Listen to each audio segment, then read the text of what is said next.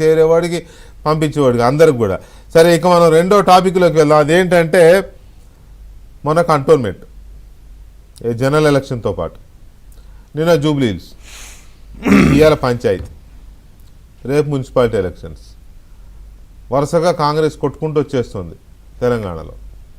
ఓ దిక్కేమో BRS party, BJP party రెండు విపరీతమైన వ్యతిరేకత ఉంది. అసలు గజ గజ గజ వణికిపోతుంది తెలంగాణలో, గ్రౌండ్ క్షేత్రం అంతా వణికిపోతూ ఉంది.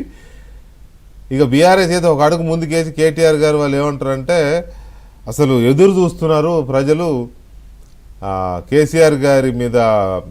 వ్యామోహమా ఏదో పదం వాడతాడు ఆయన. మీకే బాధ సార్ అంటే చెప్పండి సార్. అది చెప్పిన వాళ్ళు చెప్పలేరు.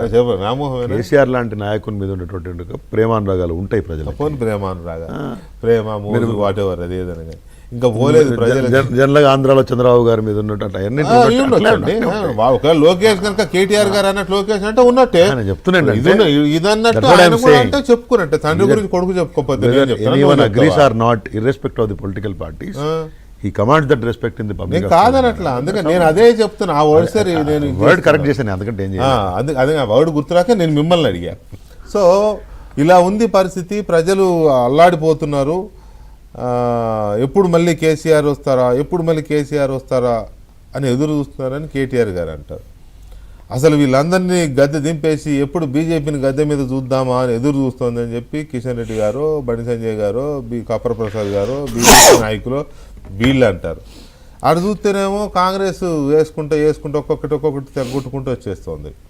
ఏంటిది? నిజంగానే తెలంగాణలో రేవంత్ రెడ్డి ప్రభుత్వానికి జనాదరణ బ్రహ్మాండంగా ఉందా?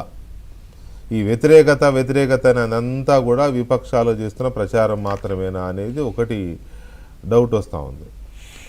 తర్వాత రేవంత్ రెడ్డి లేదా కాంగ్రెస్ పార్టీ చేస్తున్న ఈ వ్యవహారాలన్నీ విపక్షాలు ఎందుకని దాన్ని మాటల్లో తప్ప చేతల్లో తమ వైపు తిప్పుకోలేకపోతున్నాయి అనేది కూడా ఒక ఇంపార్టెంటే. పర్టికులర్గా ఇప్పుడు జరిగిన గ్రామ పంచాయతీ ఎలక్షన్స్లో దాదాపు